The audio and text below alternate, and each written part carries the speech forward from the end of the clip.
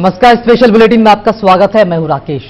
हम बात कर रहे हैं समस्तीपुर की, जहां 3 अप्रैल को हुई ग्रीन वैली इंटरनेशनल स्कूल के प्राचार्य की हत्या की गुत्थी सुलझाने में पुलिस अब तक नाकाम साबित हो रही है। आरोपी अभी भी पुलिस के पकड़ से बाहर है। पुलिस अभी तक इस नतीजे पर नहीं पहुंच पाई है कि हत्या कैसे हुई और किसने की। देखिए इस पूरे रिपोर्ट में। सूबे में अपराधियों का मनोबल लगातार बढ़ता ही जा रहा है।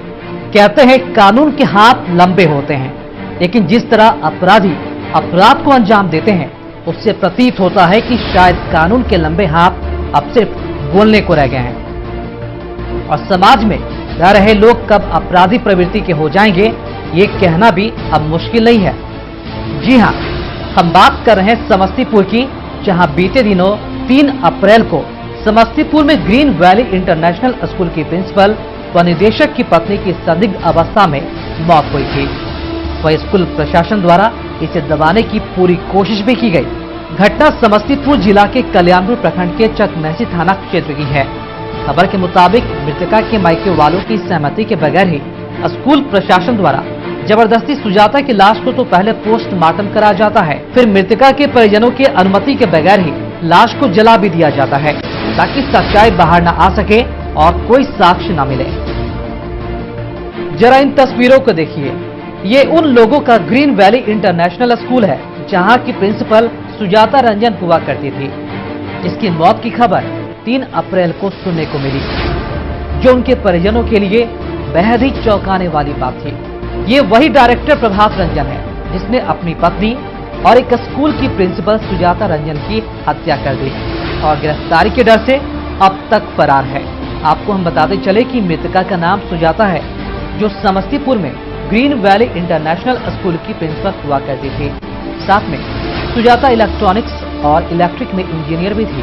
इसके साथ ही सुजाता ने 6 साल तक बालको प्लांट कोरबा में छत्तीसगढ़ में इंजीनियर के पोस्ट पर कार्यरत थी, लेकिन 3 अप्रैल 2018 को उसे जहर देकर मार दिया जाता है। आरोपी पति का नाम प्रभात रंजन है, जो ग्रीन वैली स्कूल के साथ साथ ग्रीन वैली हॉस्पिटल का भी मालिक है। इस मामले में मृतका की मां शीला महतो का आरोप है कि उनके दामाद प्रभात रंजन ने ही उनकी बेटी की जहर देकर हत्या कर दी। बोलता है जहर उनके बॉडी में जहर पाया गया है, जहर के कारण उनकी मृत्यु हुई है और हॉस्पिटल के रिपोर्ट में भी यही निकला है, जो पॉइजन के कारण उनकी मृत्यु हो गई है सुजाता रंजन की। उन्होंने बिना दिखाए हमें जलाने की पूरी कोशिश करी, हमने बच्चों को नहीं देखा।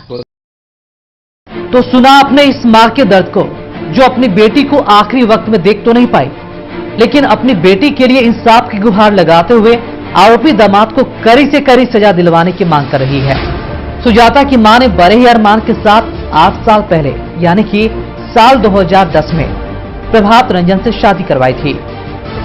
सुजाता का एक बेटा प्रत्युष भी है, जो 4.5 साल का हो चुका है, लेकिन मासूम प्रतीश को क्या पता था कि उसके पापा ने उसकी मां को मौत की नींद सुला दिया है। आपको बताते चले कि मेडिकल रिपोर्ट में भी जहर देकर हत्या करने की पुष्टि हो गई है। बहरहाल आरोपी पति प्रभात रंजन पर आईपीसी की धारा 302 के तहत हत्या का मुकदमा चकमेसी थाना में दर्ज तो हो चुका है, लेकिन पुलिस को इस मामले में कोई खास सफलता हाथ नहीं लगी है, क्योंकि इस हत्या का आरोपी प्रभात रंजन अभी भी पुलिस के चंगुल से फरार चल रहा है, जो प्रशासन के लिए खुली चुनौती है।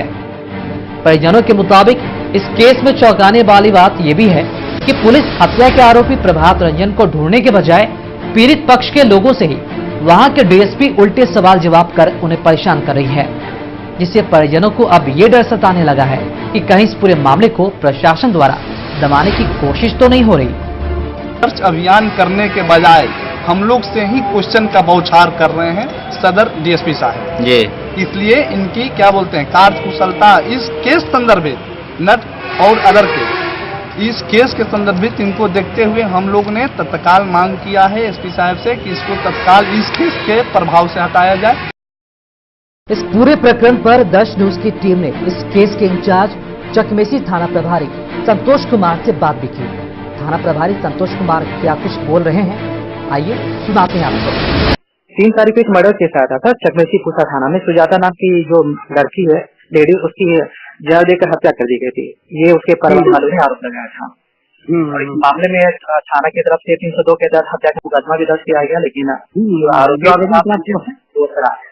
तो इसी को लेकर बात करना था कि मतलब की कार्रवाई कहाँ तक पहुंची, एक्शन किस तरह, पुलिस इस पूरे मामले को किस तरह से देख रही है सर, ये पूछना था। पुलिस अपना न्यूट्रल देख रही है। पुलिस का जो कंप्लेंट जो कहा है सो अगर इन्वेस्टिगेशन के तहत जो भी कुछ लोग बता रहे हैं सो अच्छा, इसके बाद पर्यवेक्षी अधिकारी का जो दिशा निर्देश होगा उसके तहत कार्रवाई की जाएगी। नहीं, इन्वेस्टिगेशन जो होगा लीगल कार्रवाई की जाएगी, इसमें कहीं कोई ये नहीं है। अच्छा अच्छा, इसका भी अपना कहना है, जो भी कुछ सारी चीज को ये किया जाएगा, उन लोग भी अपना रिप्रेजेंट किएगी और सारी चीज लाई जा रही है। इसके बाद जो होगा वो एक्शन लिया जाएगा, क्योंकि कोर्ट से और पुलिस से बच्चे को कहाँ जाएगा जो सही रहेगा। हाँ, तो पहले तो इस चीज को इन्वेस्टिगेशन हो, इसके बाद उसके एविडेंस में ट्रू हो, सुपरविजन हो, आदेश हो, इस तरह से कार्रवाई की जाएगी। अच्छा, दोनों पक्ष से जब इन्वेस्टिगेशन होता है तो किसी भी केस को एक न्यूट्रल स्थिति में लाते हुए पुलिस अपना सही चीज अनुसंधान करके जब आती है कि वो ये है तो उसी हिसाब से कार्रवाई की जाती है। तो उसकी जांच की जा रही है। सबूत क्योंकि मरा है तो ये तो सत्य है कि कहीं न कहीं से पॉइजन की मामला है, तो या तो खिलाया गया या खाया गया, कहीं न कहीं कुछ तो हो।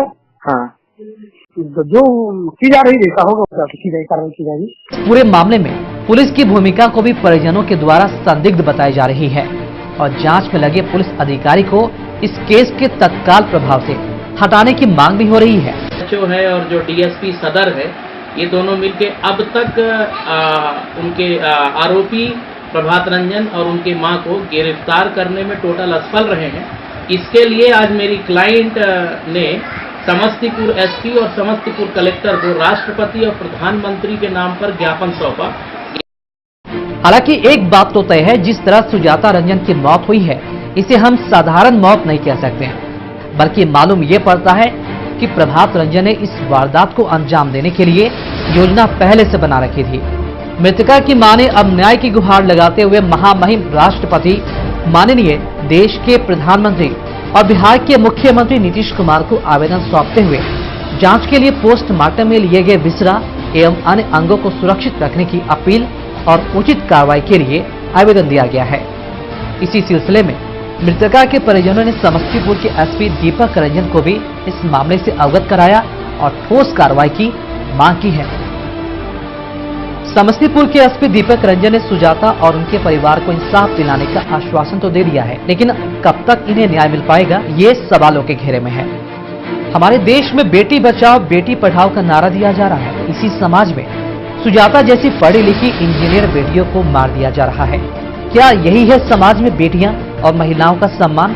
हम सभी जानते हैं कि हमारे समाज में बेटियों को लेकर क्या मानसिकता बनी रहती है और इसी मानसिकता के बीच शीला महतो अपनी बेटी सुजाता को पढ़ा लिखा कर इंजीनियर बनाती है ताकि समाज की सोच बेटियों के प्रति बदले और सकारात्मक हो। हम ऐसे माँ को सलाम करते हैं जिसने अपनी बेटी को बेटा का दर्जा दिया।